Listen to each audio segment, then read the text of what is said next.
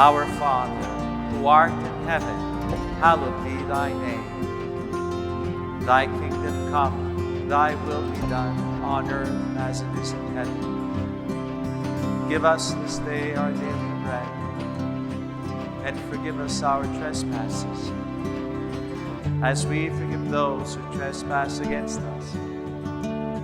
And lead us not into temptation, but deliver us from evil.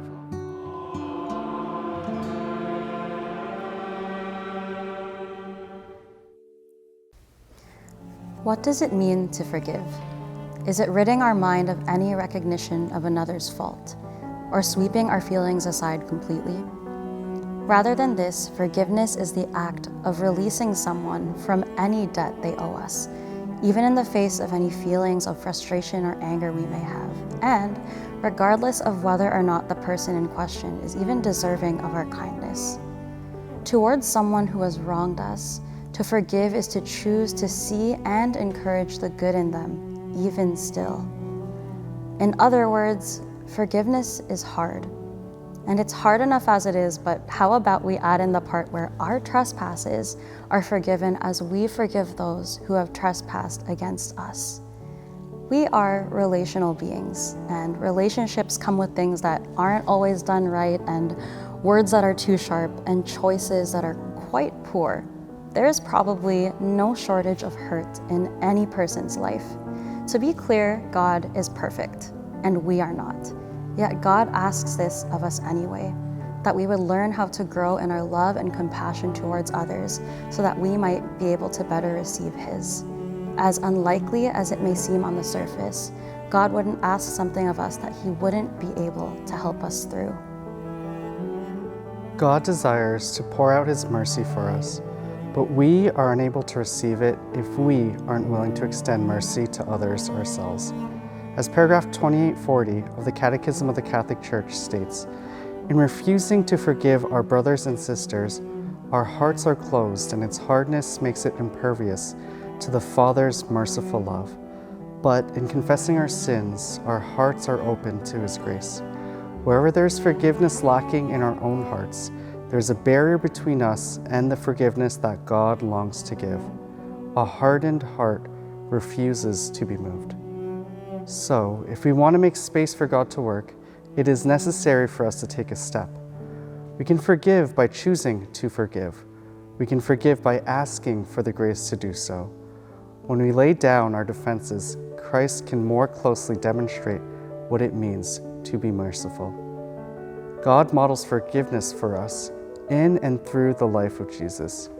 Jesus befriended the outcast and made Himself known among the lowly. He was not afraid of meeting others in the midst of their afflictions and calling them to something greater. Jesus lived out the very heart of mercy every day that He was on earth, and the same mercy that He made available to us then is still available to us now. Perhaps the greatest way we can experience God's mercy is through the sacrament of confession.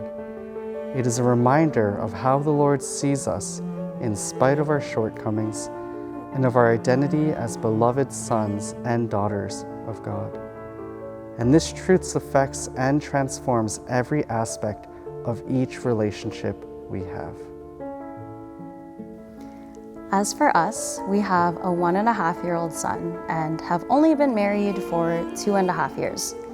To others, it may seem that we're still breezing through the honeymoon phase, but when two lives are joined together, everything tends to be revealed, all faults and failures included. The act of forgiveness isn't reserved for just the long drawn-out, dramatic, be-all and end-all moments. It can be lived out in the everyday. A cup of tea as a peace offering after a momentary morning squabble, or a simple embrace after arguing over how to pack the baby's bag for the day. On the day we got married, we exchanged vows. We promised to love and honor one another in good times and in bad, in sickness and in health, all the days of our life.